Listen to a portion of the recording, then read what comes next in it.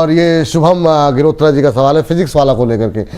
इन्होंने 10,000 शेयर ले रखे हैं सर 113 पे और कह रहे हैं कि अभी क्या करना चाहिए। अच्छा चला सर फिजिक्स वाला, आज अच्छी मजबूती देखने को मिल रही है इसमें, और अभी क्या करना चाहिए सर करंट लेवल पे? जिस तरीके का मोमेंटम आज देखने को मिल रहा है, 3-4% की तेजी यहाँ पर देखने को मिल रही है। भाई साहब की खरीद थोड़ी ऊपर की है, 113 की है, क्या करना चाहिए भाई साहब को? देखिए, मौका लगा कर रखिए, 113 आ जाए तो निकल जाइए। ये स्टॉक आपको बड़े नुकसान दे सकता है। फिलहाल इसका नेक्स्ट टारगेट जो है वो है 85 रुपीज का। तो मुझे लगता है कि बेस्ट है आप किसी भी उछाल पर निकलने की सोचिए। थोड़ा बहुत लॉस आता है तो बुक कर लीजिए, क्योंकि बुरे दिन की तरफ मूव कर रहा है स्टॉक, बड़ा करेक्शन दिखा सकता है जी। चलिए ये बात है यहाँ पर। चलिए इस बीच हमारे साथ नरेंद्र जी जुड़ चुके हैं सर फोन लाइन पर। नरेंद्र जी को नमस्कार। नमस्कार विपुल जी, कैसे हो? नरेंद्र तलवार सर, दिल्ली से। अरे सर आपसे तो नियमित रूप से आपके सवाल भी डिस्कस होते हैं, आपकी टिप्पणियां भी पढ़ते रहते हैं, बहुत अच्छा लगता है सर। हाँ सर। और रवि सर का तो मैं बिल्कुल फॉलो करता हूँ।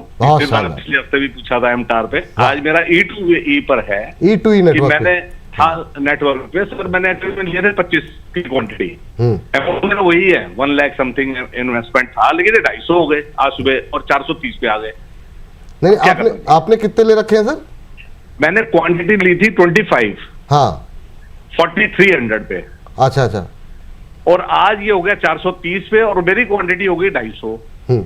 हाँ तो वो ठीक है सर, वो एडजस्ट हो गया प्राइस, उसमें कोई समस्या एडजस्ट हो गया, लेकिन अभी सर फ्यूचर गया बस। हाँ ये महत्वपूर्ण सवाल है। अमाउंट उतना ही है मेरा, वो लॉस कुछ भी। बिल्कुल। अब E2E नेटवर्क को लेकर के सर एडजस्टेड प्राइस हो चुका है और इनके भाव भी जो है इनके शेयर भी इनको बढ़े हुए मिल गए, 25 से 250 शेयर हो गए, प्राइस भी उसी रेशियो में कम हो गया है। अभी क्या करना चाहिए सर E2E नेटवर्क को लेकर के? बीच में काफ़ी अच्छी रैली देखने को मिली और अब क्या करना चाहिए सर? होल्ड करके जा सकते हैं सर इसको?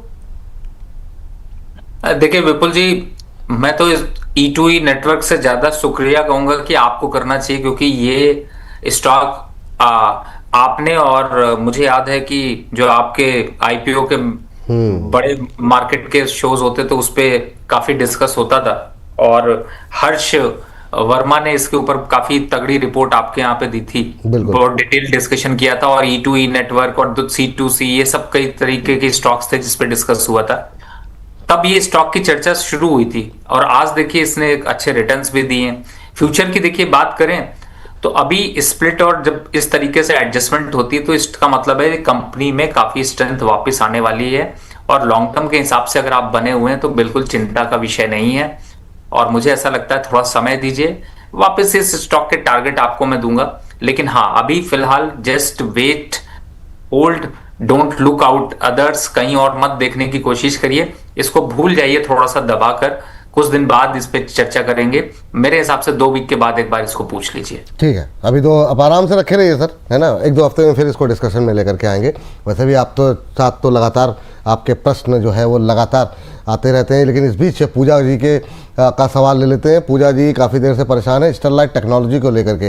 ये इन्होंने लिया है 1100 शेयर और सर ये इनकी खरीद का भाव है 623 और अभी जो है जो भाव देखने को मिल रहा है 588 का है और ये 5% के लोअर सर्किट पे है। अब जिस तरीके से लोअर सर्किट लगा हुआ है, क्या ये लोअर सर्किट आगे भी कंटिन्यू करता हुआ दिखाई देगा? कई मामलों में हमने देखा है कि जब एक बार लोअर सर्किट लगने शुरू होते हैं तो ये लगातार, ये अभी दूसरा-तीसरा दिन है। अब क्या करें सर इस पे? देखिए विपुल जी, इस स्टॉक को अगर देखिए तो ये 440 से अपर सर्किट लगा रहा था, अब लोअर सर्किट लगा रहा है, निकालना मुश्किल होगा। लेकिन मैं यही कहता हूं कि इस टाइप के स्टॉक्स को जो अपर सर्किट और लोअर सर्किट पे चलते हो उन पे पैसा बनता तो है लेकिन बुक नहीं होता। वो माल आता दिखता तो है लेकिन लॉक नहीं होता। तो अभी के हिसाब से आप ट्राई करिए, अगर आपका लोअर लेवल का बाइंग है तो आप एक बार को एग्जिट करने की तैयारी करिए, क्योंकि ये वापस से अभी गिरते हुए 480 यानी यहां से भी 100-125 रुपए और साफ हो जाएगा। तो बेटर है कि आप एग्जिट कर लें। बिल्कुल, ये बात है। अभी के लिए एक बार के लिए लॉस बुक कर लीजिए मैम, वरना लॉस बढ़ जाएगा तो समस्या हो जाएगी। आज तो बेच नहीं सकती आप, लोअर सर्किट लगा हुआ है, थोड़ा सा भी बाउंस बैक कहीं मिले और वो मिलता है कि नहीं वो देखना पड़ेगा, अदरवाइज़ फिर दिक्कतें बढ़ सकती हैं। चलिए अगली टिप्पणी लेते हैं और अदानी टोटल गैस को लेकर के हरियाणवी रैम्बो के नाम से इन्होंने आईडी बनाई हुई है। बड़े धुआंधार तरीके से हमारे दर्शक जो है नाम चुनते हैं अपने जो है यूट्यूब आईडी का।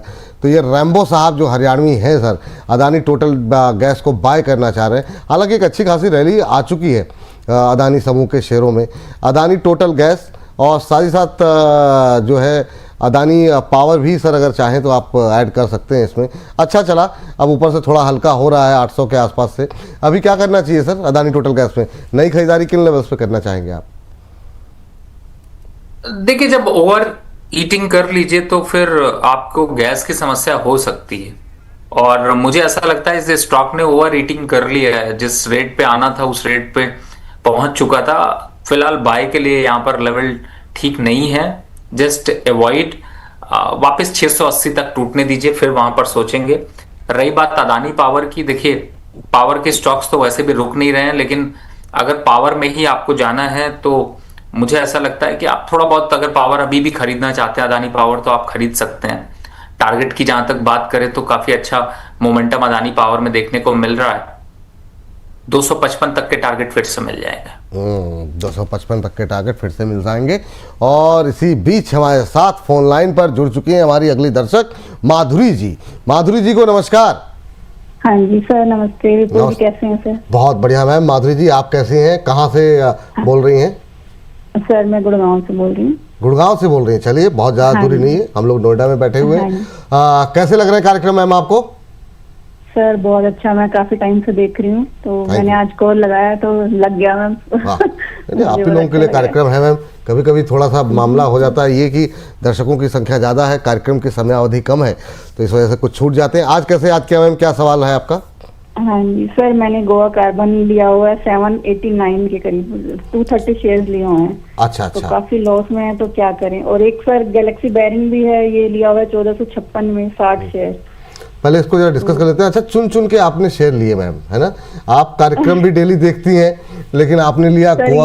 हाँ ये सर 2024 के आसपास ही हुआ है सर, काफी टाइम हो गया। हाँ मतलब एक टाइम था गोवा कार्बन को लेके काफी बातें होती थी, पर वो था वाली बात हो गई है। अब इतने लॉस में आप हैं कि आप बेचेंगे भी नहीं। लेकिन अभी पूछते हैं सर से, सर क्या टिप्पणी रहेगी आपकी? 788 पे लिया है मैम ने और 388 का भाव आ गया है, मतलब अभी 400 रुपये पर शेयर का लॉस, काफ़ी ज़्यादा नुकसान में माधुरी जी। और होल्ड कर रही हैं 2 साल से, ये आगे होल्ड करें ना करें, क्या करें, क्या टिप्पणी रहेगी आपकी? देखिए मैम, नाम तो बड़ा बढ़िया है गोवा कार्बन, और नाम सुन के तो लगता है कि हाँ कुछ होना चाहिए, लेकिन यही दुनिया की हकीकत है कि जो सुनने में अच्छा है वो देखने में अच्छा नहीं होता।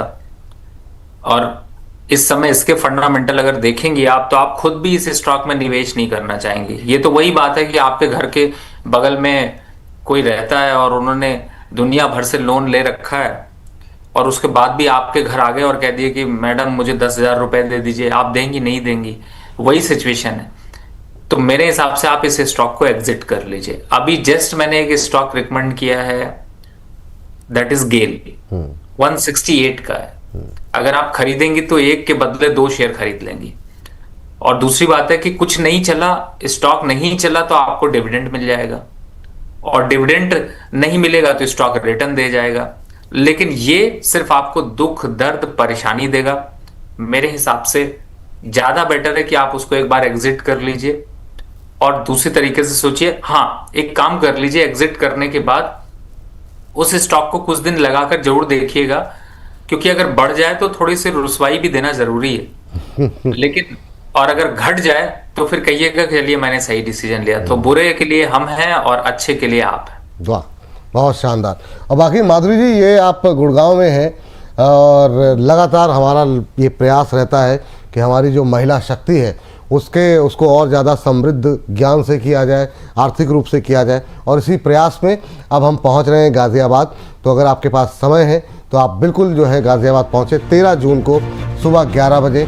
और यहाँ पर जो है रेडिसन ब्लू टावर में जो है कौशाम्बी गाज़ियाबाद में हमारा कार्यक्रम होने वाला है, स्त्री शक्ति की समृद्धि कार्यक्रम। उसमें आप बिल्कुल पार्टिसिपेट कीजिए। और जो भी महिलाएं हमारी दर्शक हैं और नोएडा के इर्द गिर्द आसपास रह रही हैं और आसानी से गाज़ियाबाद में पहुंच सकती हैं, उन सभी से निवेदन है कि गाज़ियाबाद और इसके आसपास रहने वाली महिलाओं के लिए एक शानदार मौका है। आर्थिक तौर पर महिलाओं को समृद्ध करने के लिए, निवेश और बचत से तमाम महत्वपूर्ण जानकारी देने के लिए हम खास कार्यक्रम लेकर के आ रहे हैं। गाज़ियाबाद के कौशाम्बी स्थित होटल रेडिसन ब्लू टावर्स में 13 जून को सुबह 11 बजे से ये कार्यक्रम आयोजित होगा और बिना कोई शुल्क चुकाए आप इस आयोजन का हिस्सा बन सकती हैं। डिस्क्रिप्शन में दिए गए जो लिंक है या फिर जो क्लिप हमारी चैट बॉक्स में लगी हुई है या फिर हमारा जो फ़ोन नंबर यहाँ पर दिया गया है RSVP के साथ, नोट डाउन कर लीजिए। आप कॉल करके कहीं किसी भी तरीके से आप रजिस्ट्रेशन अपना करा लीजिए और पहुँचिए इस कार्यक्रम में। मुलाकात होगी आप लोगों से, अच्छा लगेगा मिल करके भी तमाम हमारी महिला शक्तियों से,